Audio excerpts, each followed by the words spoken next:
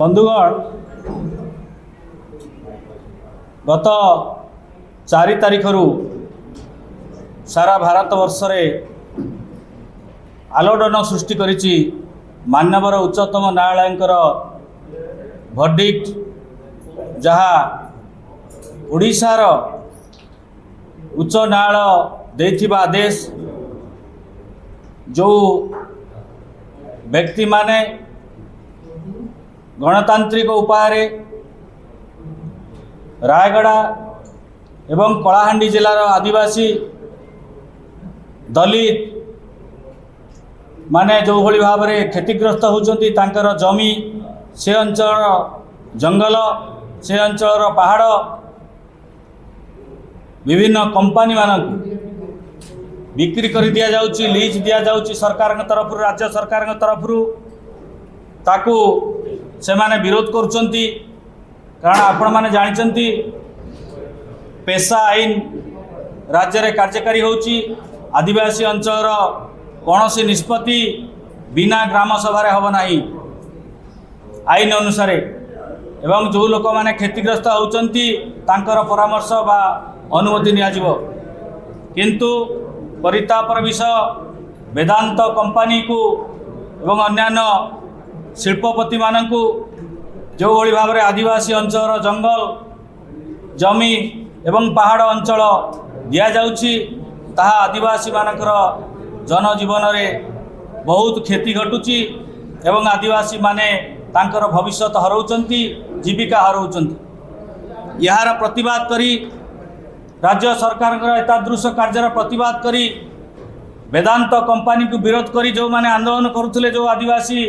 दलित बंधु माने तांका विरुद्ध रे प्रशासन तरफ स्थानीय पुलिस तरफ विभिन्न मामला रुजु करा जायछि एवं सही मामला रे जो मानकु गिरफ्त करा जायछि से माने जेतेबेले रायगड़ा कोर्ट रे बेल मागिले तांकु बेल दिया गला नहीं परवर्ती अवस्था रे से माने उच्च न्यायालय द्वारस्थ हेले एवं उच्च न्यायालय गत मे 9 तारिख 2025 मसीह रे एक आदेश देइथिले बेल ऑर्डर देइथिले सत किंतु माननीय उच्च न्यायालय ओडिशार खाली यही मामला नुहे अन्य 50 रु ऊर्ध्व मामला भी अच्छी माननीय उच्च न्यायालय जो बेल दौरान से बेल आदेश रे विभिन्न डाक्तरखाना सफा करिबा विभिन्न थाना सफा करिबा विभिन्न ग्राम सफा करिबा इत्यादि सफाई कार्य को कंडीशन हिसाब रे बेल कंडीशन हिसाब रे रखा जाउछि एवं माननीय उच्चतम न्यायालय सेठी पई विरक्ति प्रकाश करिसेंती जे जदि मानविक अधिकार व्यक्ति मर्यादा क्षुण्ण होला भली आदेश बेल समय दिया जाय परिबो नाही एवं ओडिशा उच्च न्यायालय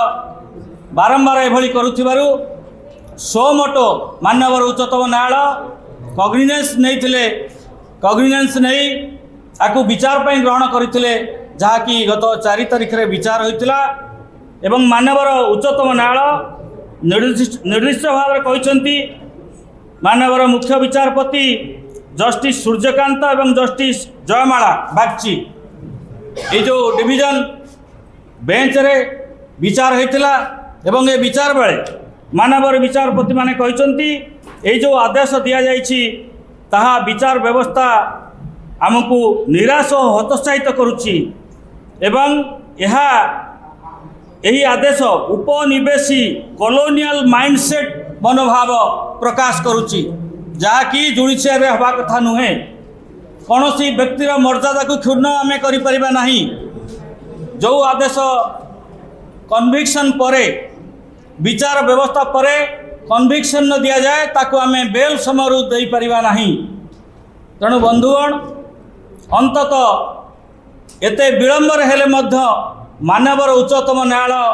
जो आदेश देइछन्ति एवं अनुभव करछन्ति दलित आदिवासी माने जो माने ओडिशा रे भारत वर्ष रे न्याय वंचित होउछन्ति दीर्घ दिन धरी से कथा को से अनुभव करछन्ति एवं दलित आदिवासी मानक प्रति रहिथिबा मनोभाव समाज रे से अनुभव करछन्ति सेथिपाई प्रदेश कांग्रेस कमिटी तरफ आम धन्यवाद दौचु माननीय उच्चतम न्यायालय को से आदेश देथिबारु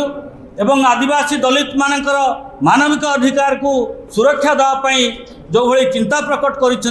मानवर उच्चतम न्यायालय से धन्यवाद दौर।